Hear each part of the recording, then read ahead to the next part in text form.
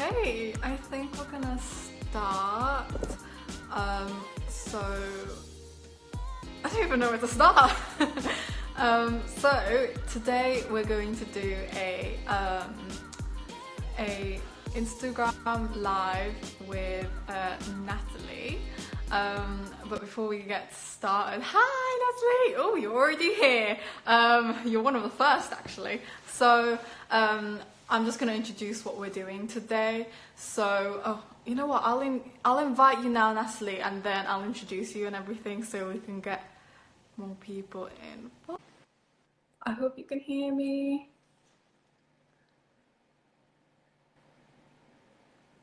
Hopefully this works. Hi. Awesome. Can you hear me? Can you see me? I can see you and I can hear you. Awesome. Okay. I can hear you. It's a little hard to hear. Hold on. Is it? Do you think so? How about if I get closer? Bit. Is that a bit better? Is that a bit better?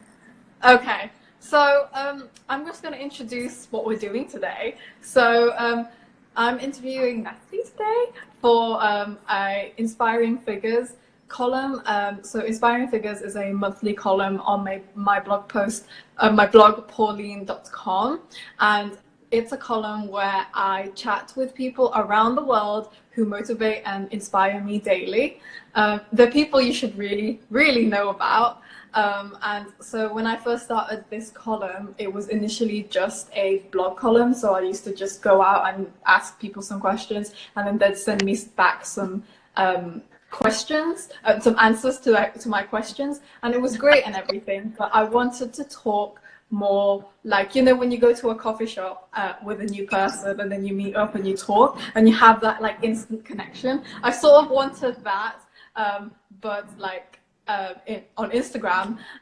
So I started chatting to different people around the world, and I've spoken to loads of different people like in the US. I'm based in the UK, by the way, in the US and Canada so far. So yeah, this is really exciting for me.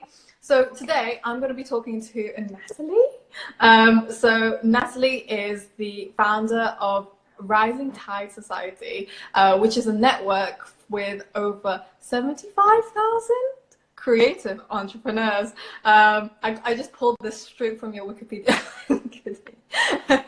So she is such a positive spirit, and I've been following her for like about a month or two now, and I've honestly loved all of her updates just because they've honestly just inspired me to just think more positively about everything, and I'm just really excited to have her today for Inspiring Figures, which is a column that, you know, that I share, inspiring people with other people, with like my readers and everything, but also just to have a chat and yeah, just pretend we're having a chat. It'd be really lovely. So I'm just gonna get started. So Natalie, hello. Yes. I'm finally. Hi. So how are you today? Are you all right? I'm doing well. It's still early here on the West Coast of the United States. I have a pumpkin spice latte in hand. I'm a little bit tired. We did a big launch yesterday, so I got no sleep for about a week. And you know, hanging in there. It's yeah. I've been seeing your updates, and I've been like, oh my gosh, this is so amazing. I want to talk to you about that actually, but we'll get onto that. So could you give me like a short introduction on just on you, just in case people don't know who you are already, even though they should be following you by now because you're amazing.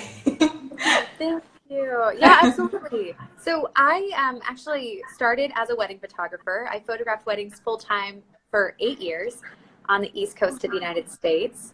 And then I launched a community called the Rising Tide Society, which when we first launched it, you know, it was really small, just one coffee style meetup in my hometown on the East Coast. And then, you know, it grew really quickly, and it spread around the United States and Canada. And now, sorry, someone tried to call me. That's fine. So, you know, I basically run this community. Sorry, they're trying to call again. Oh my goodness. Never a dull moment. Never a dull moment. And so my job it looks very interesting. I do everything from create online resources to support creative entrepreneurs and to kind of give them the knowledge that they need to succeed. And then I also help to organize and foster these local communities of creatives that get together in the spirit of community over competition. So I've gone from being a creative entrepreneur myself to now kind of building communities for them. Yeah, I love what I do. Oh, that's amazing. That is incredible. You know, one of my favorite parts of doing this sort of interview is one of my favorite parts is just getting to know what people are doing now and how amazing all the impact that they're providing to others and value. And I definitely see you doing that, Natalie. It's honestly incredible. So I ask everyone this just because I'm really interested, because I recently graduated from university, and I like understanding how people got to where they are now. Like, it seems like you've had a really interesting careers journey. So I always start asking my guests on this show. So could you tell us how you got to where you are right now? So I know that's such a broad question, because you can go from when you were younger, but could you go from around because most of the people who follow me are mostly at university level, or about to graduate. So could you tell us how you got to where you are now from that level? Absolutely. So I studied neuroscience and psychology, specifically as it relates to vision, in college. I went to UPenn in Philadelphia. And while I was getting my degree, it was very expensive, as you can imagine. And as you actually probably know. And so I started photographing weddings on the weekends to pay for school. And that's how I got into it. So basically, I needed to find a way to support my education. And I love studying the brain, and I love studying how we see the world around us and the way that we're, influenced by everything from our experience to art to culture to all of it, and how it shapes our perception. And so I'm photographing weddings, and the time comes to decide whether I'm going to get a 9-to-5 job, like a corporate job, or whether I'm going to go and launch my business full time. And I took the leap of faith, and I launched the business full time, and never really looked back. And so that's kind of how I started, how I kind of got this. It was more from necessity, and I fell in love with it. Amazing. That's incredible. I mean, I've been in that position recently. I was like, okay, what do I do? Do I go into my 9-to-5, or do I do all my creative stuff? But all my creative stuff is something that I've loved doing as a hobby. So I didn't really know if I wanted to go straight into it. So I chose a 9-to-5 job, which I really enjoy. So that's fine. And yeah, it's just always really interesting to me to see where other people have come from, because I feel like it's nice to have sort of a role model for other people who might be thinking the same thing. So I actually did a similar-ish degree to you. I did biomedical sciences, and I did a module on neuroscience. So I saw we probably know similar science stuff. So yeah, amazing. So you've set up the Rising Tide Society. Could you tell us more about how that sort of began, and how did you what gave you the idea to start that? Yeah, so as I was working as a full-time photographer, I found myself just incredibly lonely and incredibly isolated. When you're a freelancer, you wake up and you spend every day oftentimes alone, working from home in front of a computer, and I didn't have anybody to connect with. I didn't really have anyone in the industry that, I felt like I could go to and talk to. And, it stems from this idea that when you are building your own business, everyone else around you who would know what you're going through is your competition. And so we kind of, I always say over a bottle of wine, but really I think we had more than just a couple glasses. It was a lot of wine. I was hanging out with some of my closest friends, and we just had a conversation about, it would be so nice if there was a way that we could connect with all of these creative entrepreneurs who are doing the same thing we're doing, who might might, be a blogger or an artist or a writer or, another photographer like us, and not just hang out with photographers all the time. Like, we want to hang out with these other creatives and, share knowledge and education and support. And I have a saying now where I say, whenever you ask yourself that question in your life and you go, why doesn't this exist? Or how come no one's ever done this before? The next answer to that oftentimes should be, maybe it's my turn to do it. Like, maybe I should be the one to solve that pain point or create that product or design that course because it needs to be created, right? When you identify the pain point. I didn't know that at the time. I just recognized that there was a need. And so with our friends, we created that sort of get-together group in my little hometown, and people saw it on Instagram. And when they saw it on Instagram, they wanted that for themselves. They wanted that in their hometown. And so by accident, we kind of built this massive community. It was not something we set out to do. I mean, we truthfully thought, okay, this might last for the summer. Like, we thought, oh, this is a summer project. It's just to kind of shake things up. And like we call it, make waves, but like make waves and just kind of make people think about their competition differently. And sure enough, it kind of took root and it grew very, very quickly. And so it really did. It started over, I mean, it's the truth, but like a drunken conversation about like, this sucks. Like this lifestyle of feeling alone and feeling isolated and comparing yourself to other people and just always feeling like you're behind or, you aren't included. You're not a part of like the cool kids club. That's how I felt. And so I think we really wanted to shake things up and we wanted to create a community where, people felt welcome and people felt like it was a space they could come into where they were kind human beings that, wanted to see them succeed and wanted to encourage them along the way. And I see Alad just joined, which is so funny. It's late there, Alad. You should be out having fun in Tel Aviv. Oh. I think I froze, by the way. Or maybe you froze. Did I freeze? Can you hear me? No, you're fine. You're fine. You're fine. Awesome. Wow, that's amazing. That actually brings me to my next question. I think like growing up in this social media age it's nice, it's beneficial. So I can give you a list of benefits, but there's also all of the negative aspects to it. And you highlighted them, including the, comparing ourselves, seeing other people's competition. I see this a lot on Instagram. And it's unfortunate and it makes me sad, and I'm sure like no one wants to feel like crap looking on their Instagram and comparing themselves to other people. No one wants to feel like that. So what ways have you so my main question would probably be, what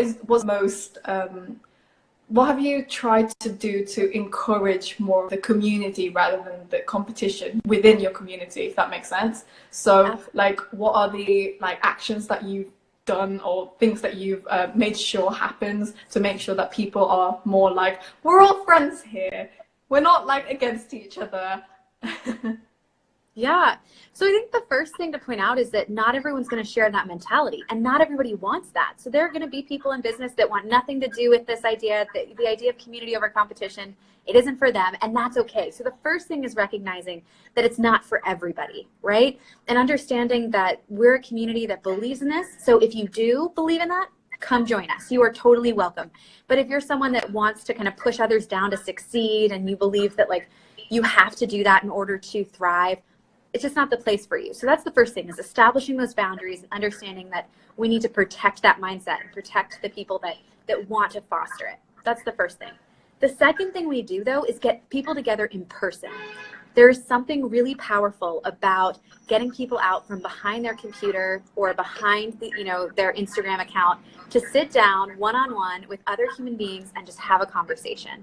And so we have found that when people sit together and they actually can look each other in the eye and they have their cup of coffee and, they're opening up vulnerably about what they're going through, it creates this space where people recognize, that person that I was comparing myself to, or that business owner that I thought had it all together, they're just like me. They're going through the same struggles that I'm going through.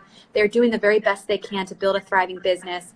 And so, it really comes down to, I think, both speaking the vision, and this is what we stand for, and understanding how to protect that, and then simultaneously breaking the mold of how people interact and getting them back in person, which is ultimately how our brains, as you studied biology as well, it's how our brains were wired. They weren't necessarily evolved and weren't wired to communicate just via text on a computer. Empathy and mirror neurons fire when we're sitting with people and we can see their face, we can see their reaction, we can see how they respond to stimuli, to input, and we can understand how that feels. And that empathy is a key component, I believe, in good relationships and this entire concept of community over competition.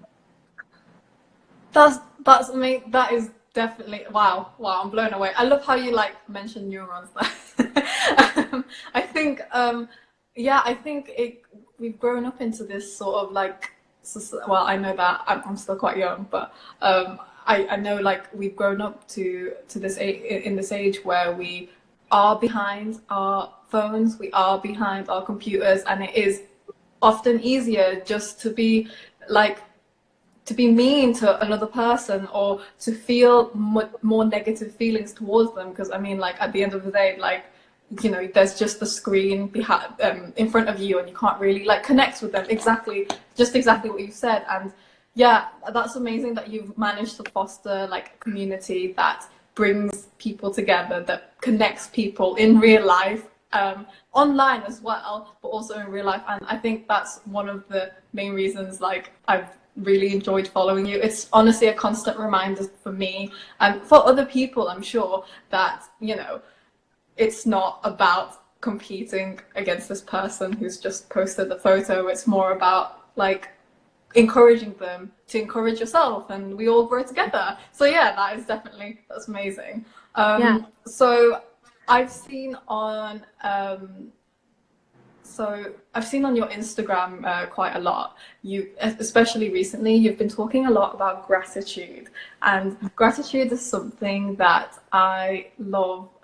I cultivated in my life 2 years ago. So I wasn't in a very great state 2 years ago. I was I was in a very bad place, basically, and I turned to gratitude because I felt I was unnecessarily angry about everything that was going on in the world and everything around me. So I started practicing gratitude after I saw it on Mimi Icon. She has a 5-minute journal. Have you heard of that? Yes, I actually have. I don't know if it's hers, but I do. I actually have a 5-minute bullet journal that I write down the great things I'm grateful for. Yeah. Yeah. So I've been doing that for the last 2 years. Not as consistent as I would like to, but I do it often, and it really did change everything for me.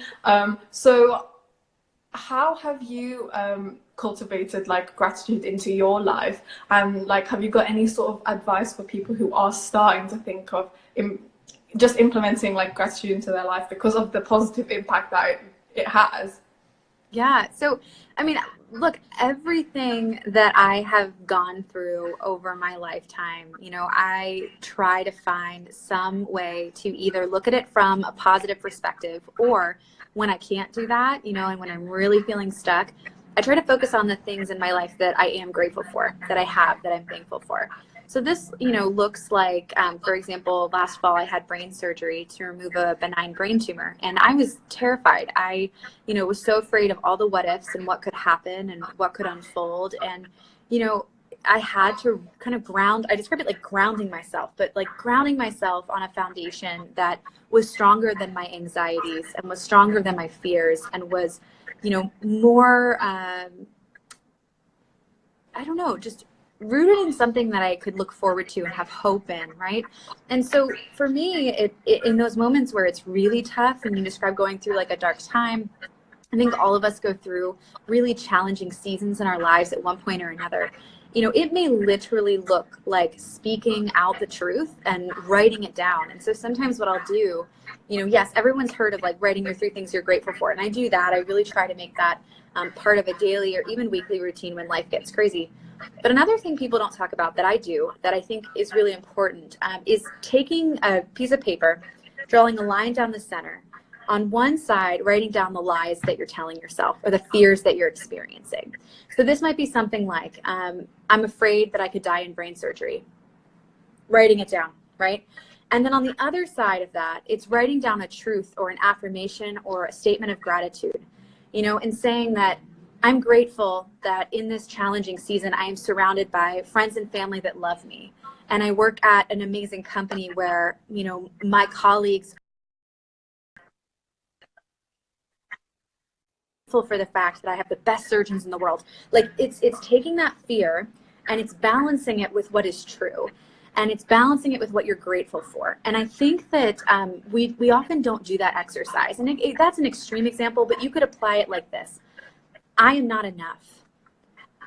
You know, other people are further in their career than me in this season, or I'm too old to change industries, or I'm too young to build a business, or I'm too this or too that. Writing down that lie and then flipping it and writing out the truth. You know, like, I am enough. I am incredibly brilliant. You know, like, and speaking those words to yourself and affirming yourself with both, you know, the affirmation side, and I also believe the gratitude side, saying, you know, like, if you can't think of an affirmation, like, I'm afraid of dying in surgery, or I'm afraid of this thing, it's hard to be like, well, the truth is, you know, there's a low risk. That won't help, but expressing the gratitude does. So I think for me, that's what it really comes down to. You take a piece of paper, you draw a line down the middle. On one side, you write, you know, what you're struggling with. If you're jealous of somebody, if you're feeling inadequate, if you're insecure about something, you know, whatever it is, whatever you're struggling with on the left side. And then you go to the right side and you just completely flip it on its head and you write the truth and you write what you're grateful for and you leave with that, you know, and you focus with that. And what you can do too, if you need to, is then fold that paper in half. Sorry, another phone call. Fold that paper in half and just read the right side of the paper, you know, the side that is the truth, that is what you're grateful for and what you have going on in your life. And it has been that little exercise whenever I'm really feeling down or I'm struggling and, you know, I just feel hopeless, that exercise has really brought me out, you know, and really enabled me to keep going. Amazing. You know, that is something that people don't really talk about. You know, I think when you first started talking about it, I got a bit scared. I was like, actually, I don't like writing my fears and everything I'm thinking of, negative things, down into a piece of paper. That scares me. But it is awareness, isn't it? And it does bring that awareness and that level of, oh, okay, I'm aware that I feel like this, and you know, it's not true. It's just putting myself down. Yeah, that's not something that I've heard of before, so that is definitely something I'm going to try, especially recently, actually, because I'm going to move to a different job on Monday. I'm going to work in my first job in tech, and welcome. Welcome to tech. I technically work in tech as well. So that's the longer story, but I work at an amazing company called Honeybook. It's such a cool industry and such a cool space to be in. So we're not in the UK yet, but hopefully soon. Oh, amazing. I need to learn more about that. Like, when you go to the UK, let me help you. Oh my gosh, no, I'll be calling on you without a doubt. Definitely. Yeah, so I'm going into my first tech job on Monday, and I'm from a biomedical sciences background, so tech is something that I just loved pursuing on the side. So, you know, the side hobby that I had was just making websites, and I love doing it. So at university, I taught 200 students how to code with an organization called Code First Girls, and that was like, I loved building that community of the next female developers. Loved it, absolutely loved it. So on Monday I'm starting my first tech job, and literally this whole week has literally just been me like, wow, I'm not even qualified for this. I can't even code. Since when could I code? Like, I don't know what I'm doing. But at the end of the day, it's just the negative side of my brain, because I know that I can do it. I mean, after all, they wouldn't give it to a person who was not qualified for the job. Right? It's just one of those things. So what sort of work have you done in tech? This isn't like a question I planned, actually, but I'm more interested now. Yeah. Okay. So with Rising Tide, we built this big community, and we didn't want to monetize it. And so, you know, and to put that in perspective, we didn't want to charge for meetups. We wanted the resources to remain free. We really felt strongly like, you know, that was an important component of this community that we had created. And shortly after launching, we started trying to figure out how to make it sustainable. So we thought about launching courses. We started finding, and which we didn't end up doing. We looked at, other corporate sponsors and companies that, would be able to either sponsor events for Rising Tide or could sponsor topics of the month. And sure enough, we came across a company called Honeybook, which is where I work today. And, we sat down, we talked with the CEO about the vision that we had for the creative industry and where we saw sort of the economy going. We really see freelance becoming the future. We see, people being able to use their skills and their gifts to work on the side, even if they have a full-time job or maybe to launch a business. And we want them to step into an environment that's supported with resources and communities and, just this vision that we had. And within a matter of minutes, the CEO, Oz, and myself were finishing each other's sentences about what we wanted for the entrepreneurial space.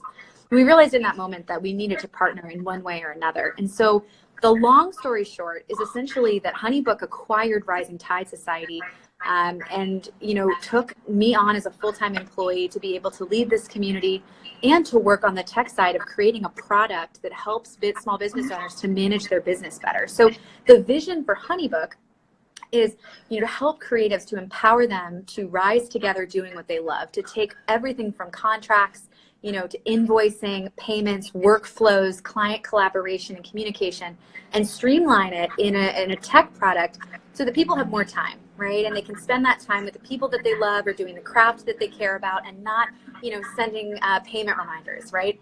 And so the vision here is like, how do we make a creative entrepreneur's life easier? And how do we take the monotony out of it? And how do we use tech to do that? And so it was a perfect fit. And so ever since, Rising Tide was acquired, I've continued to manage and run Rising Tide. And then I also am working with Honeybook as, a product and as a company to create this awesome tool for my industry. So I work sort of between both worlds. Amazing. So you are definitely, you're like tech, but also creative. That's incredible. Yeah. That's incredible. Amazing. Like, so I don't know how much you've done, but I do a lot of work in the women in tech space. Have you done much in the women in tech space, and like, could you talk to me more about it? Again, this isn't a question that I've prepared. It's just something I'm interested in. I always love people who are working in tech or working with tech. I always am curious to know on maybe initiatives that you've worked on that improves the diversity in tech, because it is still a huge problem. Yes. Okay. So I do more actually. So I do less with women in tech and more with women in the entrepreneurial space. That's kind of been my, focus and sweet spot. And two big initiatives that I've done in the last couple of months. One of them was running a data report on the gender pay gap in the entrepreneurial space. And what's really fascinating about gender pay gap is that in the freelance world, women are setting their own prices. And we found that they were still getting paid less than their male counterparts for the same work, which means that they are charging less for the same amount of time that they're putting in than their male counterparts. And so, putting out that report, and it got picked up by the top publications in business here in the United States. I mean, Forbes, I believe the gender pay gap report might have gotten in Fortune, but also a couple other ones like that, TechCrunch, so on. And so the hope there was to help empower these freelancers to know, you could charge more and you should be charging more. You deserve to get paid, the same. And so it was a huge step for us in that respect. We've also worked on a sexual harassment survey report that basically looked at rates of sexual harassment in the freelance and in the entrepreneurial space, because a lot of individuals don't have the protection of an HR department or aren't trained in how to deal with instances of sexual harassment. So we worked on that report as well and just had some really fascinating findings. And it all just goes back, I think, to cultivating an industry. In my industry, although I work in tech, I really am still focused on this entrepreneurial space, but cultivating an industry where, people feel represented and they feel secure and safe and they feel supported. Yeah. And so, so those were two big initiatives that I worked on. But the women in tech space out here in San Francisco is incredible. I mean, it is absolutely incredible. And here at Honeybook, we have 60% female executives in our company. So in a Amazing. bro culture of Silicon Valley, I'm really proud to work at a place where not only are women represented and is diversity represented, but where women are being empowered to, raise their careers and continue to grow and define, managerial positions and then executive positions. And so really, really proud of what we do and what we stand for here at Honeybook. That's incredible. Honestly, I'm so inspired, and every single time people, I feel like San Francisco does have a huge women in tech space. I follow a few people in San Francisco, from San Francisco on Twitter, and there's some incredible female leaders there. Honestly, I'm really excited. I always get super excited reading their tweets. I'm like, yes, this is what we need. We need more of this. So just to go back to what you were saying about women not, setting their own prices and being a bit, having like lower prices for their services and everything. Why do you think that is? Because I feel like, so I'll give you a bit of context, because at work right now, I'm doing a summer placement at a health tech company, and one of my projects was to create a video montage of women in the business. So the point of the video was to try and improve like visibility of women in business and the roles that are available to them and everything. But we didn't want it to just be about women, because I equally believe that it's important to have male allies on your side to bring people up. It's not what the women's networks and women focused communities, they're not about being like, actually I hate men. That's not what they're about. They're about including both sexes and talking about how we can form a more equal society. So yeah, we had this project up, and when I was going around the business asking, oh, do you want to be part of this video? I ended up getting responses from like 10 men who were like, yes, I'd love to be part of this video. And we only got 3 responses of women who said, yes, I'd like to be involved in this women focused video. And I was like really shocked. I was quite taken aback. I was like, what's the issue here? And every single time I spoke to a woman about why they didn't want to be involved in the video, most of them just were like, oh, I'm not confident enough. It was, for me, I saw a confidence gap, and that for me was like, okay, this is something we need to look at. So in your case, with women setting like the lower bar for themselves, why do you think that is? Is it a confidence thing or what?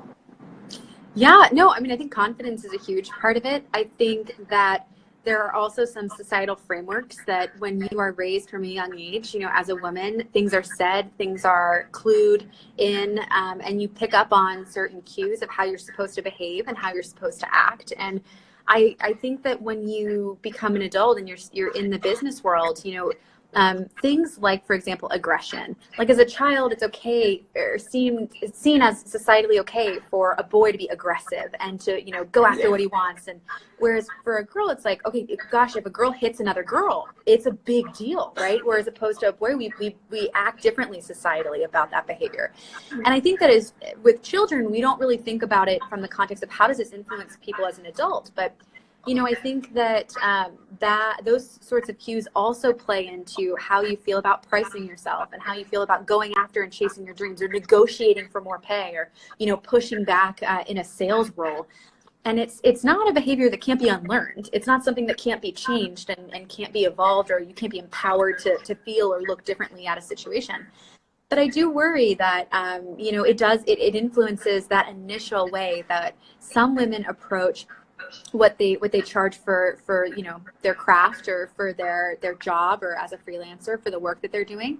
And I think that it's where we have a responsibility, both men and women, to empower all of us to charge more, to charge what we're worth, so that we don't underprice the industry. And that's really something we focus on with Rising Tide and with Honeybook, is how do we help people to charge what they're worth, to not get underpaid, to make sure that we keep this economy thriving, this freelance economy thriving. And it isn't a race to the bottom, because you'll also see some communities and some websites that are all about the cheapest rate for freelance work. And that's not what we're about, you know? And so I think it could be a confidence thing. I also think a lot of it is just how you know, the genders are raised differently in a societal framework.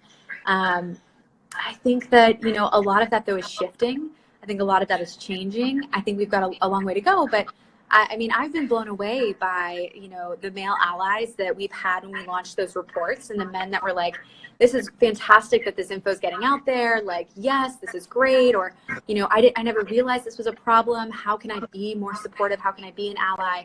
And seeing, like you mentioned, that view that wanting an equal world doesn't mean wanting a world where, you know, men aren't a part of it. And it's not this like pro-women, anti-men conversation that I think we hear sometimes online. Instead, it's like, how do we all come together as a human race and create a better society, create a better world for all of us? And so, you know, doing that in the freelance and entrepreneurial space has been a passion of mine and of our whole community. And we've been really fortunate to have both men and women and, you know, across, you know, again, like just all genders that are fighting for this. And so it's been really cool to see. I think it seems like the community you have built has really allowed that. You've really created a space that cultivates that, and that's something you should definitely be proud of. And I'm gonna continue following along to see what happens with that, because I really love it. So on that note, I think I'm gonna wrap it up. But thank you again so much for your time, Natalie, because I know you're really, really busy and you've got loads on your plate. So before we all go and stuff, could you tell us where the best place to find you is? Sure. Yeah. So Instagram, I mean, you're on it. So just, you can head over to my Instagram account at Natalie Franke and connect with me there. And I'd also encourage you to check out Rising Tide Society and Honeybook, and just see what what the world looks like from this side. And anytime anyone's in San Francisco, let us know. We'd love to connect you. You know, if you're a freelancer or a creative entrepreneur, or you're starting to build a business or turning a hobby into a business, we'd love to have you check out Honeybook and just welcome you to San Francisco and to Silicon Valley. So yeah, thank you so much for having me, Pauline. This was fun. Oh, Natalie, sorry, one more question. You know, the Rising Tide Society, is that open to everyone worldwide? Yes, it is. So it's international, and we have chapters all around the world. Incredible. I'm gonna definitely sign up, because that's right up my street. So just as usual, I just want to say that I'll be creating a write-up of what we've spoken about today, and I post it on.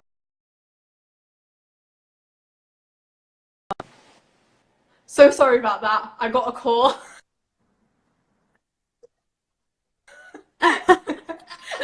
Just like you, I got a call. So yeah, as usual, I'll be writing a write-up of our conversation on my blog, pauline.com. That's PAWLEAN.com. And then I'll be sharing this live on YouTube, and also you can find it on SoundCloud and Spotify recently, which is incredible. And yeah, that's everything really. I think it's the format of this column is to make sure that other people, if they don't like watching, they can also read it, but they can also listen to it. So there's loads of different things going on. But yeah, thank you so much, Natalie, and definitely get in touch with you.